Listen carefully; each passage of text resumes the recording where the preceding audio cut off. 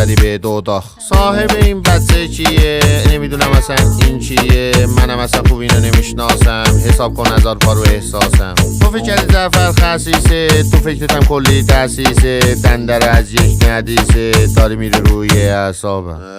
زفره مسکره دختره زخره، کارتم زدنه ضرره. به زفره مسکره دختره سخره، کارتم زدنه ضرره.